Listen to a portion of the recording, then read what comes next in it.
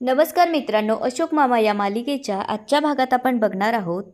मंगळागौरचा कार्यक्रम संपत आलेला असतो तेव्हा अशोक मामा भैरवीला त्यांनी आणलेलं कॉईन घेण्यासाठी त्यांच्या खोलीत येऊन कपाटाचं ड्रॉवर उघडतात. बघतात तर तिथे कॉईन नसतो. आता अशोक मामांना हे बघून मोठा धक्का बसलेला असतो.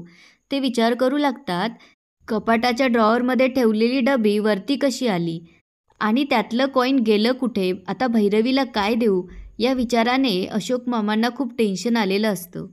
आता इकडे मंगळागौरचा कार्यक्रम सुरू असताना राधावहिनी आणि किशाभाऊ कॉईन शोधण्यासाठी पटकन जाऊन मोदकाचं ताट किचनमध्ये घेऊन येतात. आता इकडे अशोक मामा तुषारला फोन करून बोलून घेतात. तेव्हा तुषार येऊन त्यांना विचारू लागतो, काय झालं अशोक काका? तेव्हा ते सांगू लागतात, एक मोठा घोळ झालाय. मी भैरवीला भेट देण्यासाठी सोन्याचं कॉईन आणलं होतं, ते हरवलंय.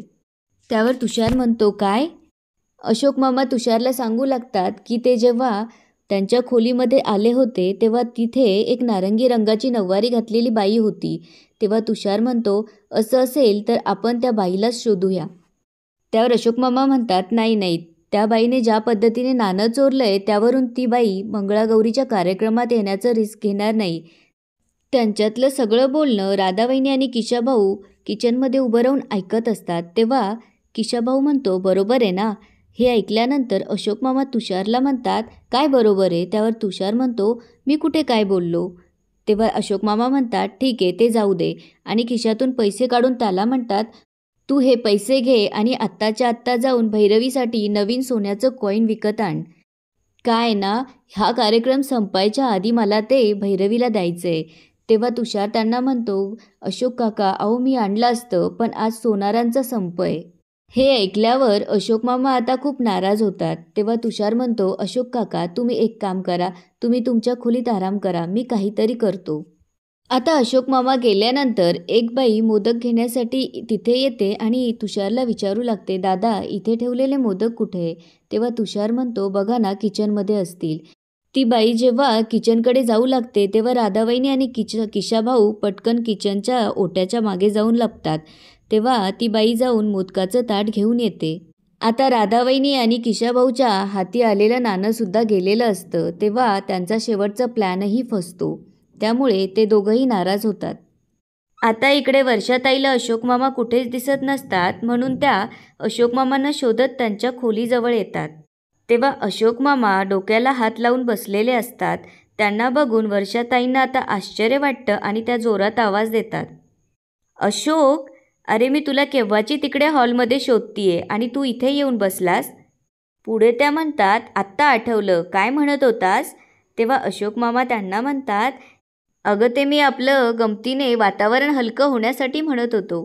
त्यावर वर्षाताई म्हणू लागतात, ठीक आहे, तू वातावरण हलकं केलंस, पण माझं काय रे? माझ्या भावनांचं काय? मला काय वाटलं असेल? त्यावर अशोक मामा म्हणतात, अरे बापरे, आणि हात जोडून त्यांना सॉरी म्हणू लागतात. तेव्हा वर्षाताईंना आश्चर्य वाटतं आणि त्या म्हणतात, काय काय, तू मला सॉरी म्हणालास? अशोक माजगावकर मला सॉरी म्हणाला? उभ्या आयुष्यात तू कोणाला सॉरी म्हटलेलं मला आठवत नाहीये. आणि वर्षाताई अशोक मामांच्या डोक्याला हात लावून विचारतात, काय तब्येत ठीक आहे ना? त्यावर अशोक मामा म्हणतात, हो.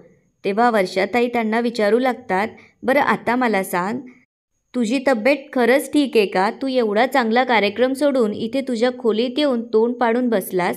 तेव्हा अशोक मामा त्यांना सांगू लागतात, पाठराखीनबाई, या ज्या कार्यक्रमाचं आयोजन केलं आहे ना, ते मी माझ्या सुनेसाठी म्हणजे भैरवीसाठी केलं.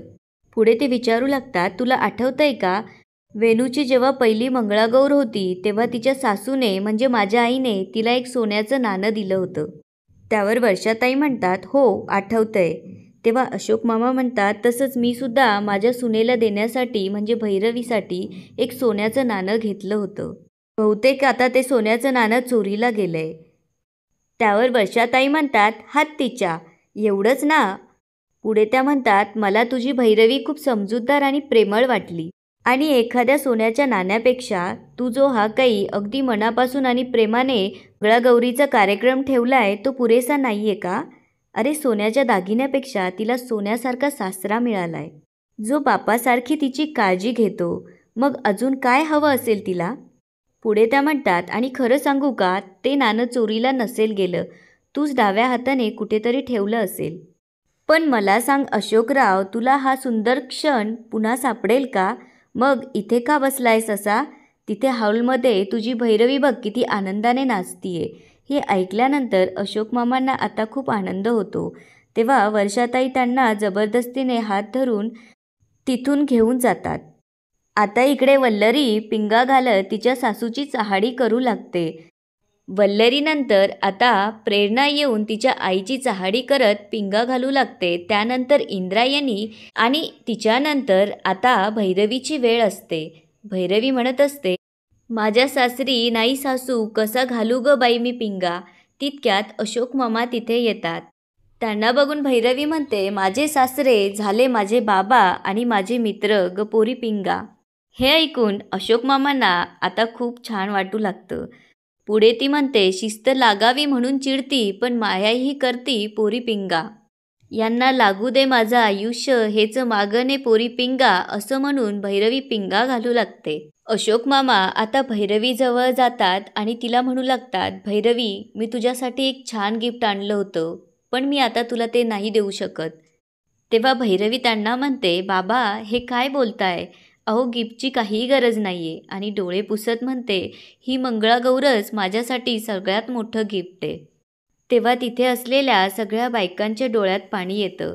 भैरवी आता अशोक मामांच्या जवळ जाऊन म्हणू लागते, एवढे सोन्यासारखे क्षण तुम्ही मला दिले, अजून काय गिफ्ट हवंय?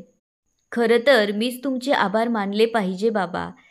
तेव्हा वर्षाताई तिच्याजवळ जाऊन म्हणतात, नाही नाही नाही, हे आभार प्रदर्शनाची जबाबदारी माझ्यावर आहे. कारण या मंगळागौर कार्यक्रमाची अध्यक्षा ही पाठराखीण आहे. पुढे त्या म्हणतात, या छानशा कार्यक्रमाचं आयोजन व्यवस्थित पार पडावं म्हणून ज्यांनी ज्यांनी ही सुंदर सजावट केली त्या सगळ्यांची मी सर्वप्रथम आभारी आहे. पण या संपूर्ण कार्यक्रमाच्या पाठीशी अगदी खंबीरपणे उभे राहणारे तुमचे लाडके अशोक मामा आणि माझा लाडका अशोक, याचेही मनःपूर्वक आभार. आता वर्षाताई मंगळागौर मंडळातर्फे सगळ्या बायकांना एक छानशी भेट देतात आणि म्हणू लागतात, माझ्या सगळ्या मंडळातर्फे माझ्या सगळ्या मैत्रिणींना दिलं जाणारे हे छानसं तुळशीचं रोप. पुढे त्या तुळशीचं महत्त्व सांगू लागतात आणि सगळ्यात आधी ते भैरवीला तुळस भेट देतात.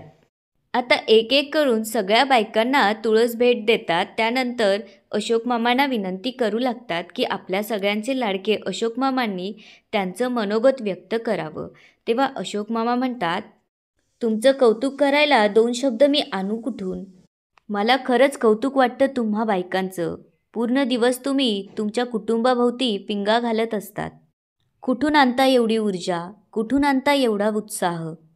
आणि म्हणतात, दिवसाच्या शेवटी थकून भागून डोळे मिटणारी माऊली घरात असते म्हणून घराला घरपण येतं. मुलांना पोटभर जेवण घालून कधीकधी उपाशी पोटीत झोपते.